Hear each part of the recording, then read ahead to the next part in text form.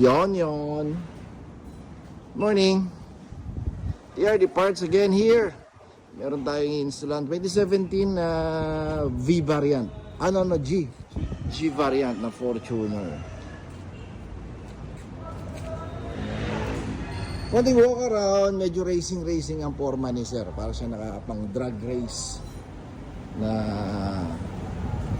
setup. So kakabitan natin to ng red seat belt para lalo siya magmukhang racing. Okay, so pakita muna natin yung standard ng nakakabit sa kanya ngayon. Stock yan na seat belt. So ito yung kakabit natin. This is the part number. Brand new guys.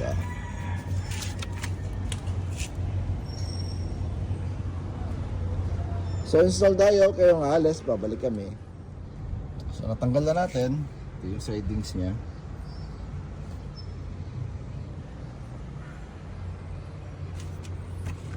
And then may socket.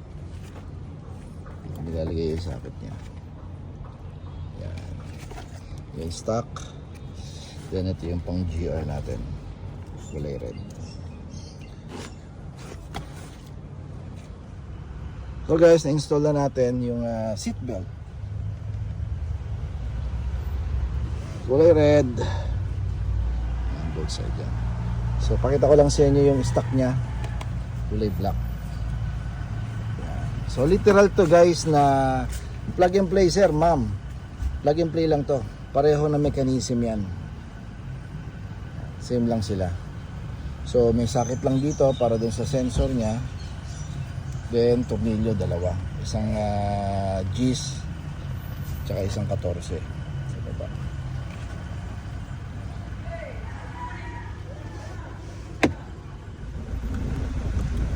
Yan, no?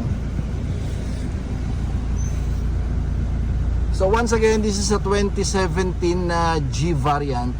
G variant siya guys kasi analog pa yung kanyang aircon control. Hindi pa siya yung digital. So itong GR or red seat belt natin na-release to guys sa Hilux lang actually. Kasama yung likod.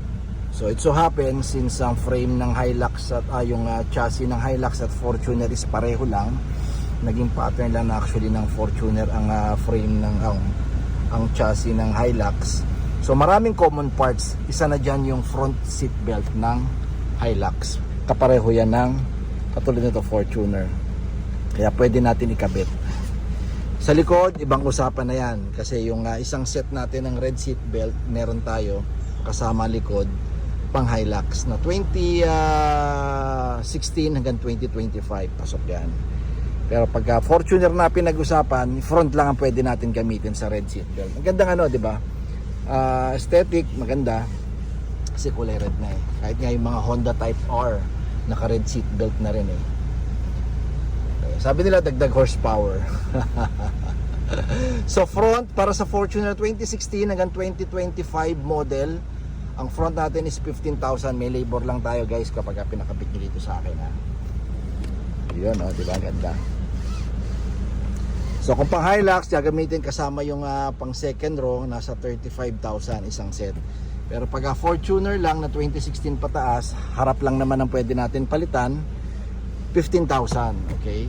So kung tinatanong nyo guys kung pwede sa Innova to, I think pwede sa Innova yung harap din. Then alam ko sa High Ace, Grandia, Super Grandia pareho din. Pwede rin yung harap lang din, left and right. Itong pula na to. So yan yung box niya, nilagay natin yung stock niya na kulay black. So iba gray naman ang kulay. So kung gusto niyo ng upgrade na ganito, napakaganda guys, oh. 'Di ba? Racing, napaka-modelo. So 15,000 diyan. So thank you kay sir, taga Marcos Highway lang naman si sir, dinayo tayo dito. Malapit lang naman din siya. So follow TRD Parts sa Facebook, YouTube, and TikTok natin guys. Available pa naman so far. Meron pa tayong mga mangilan-ngilang set yan sa taas. Mike TRD, original parts yan Once again, don't settle for anything less.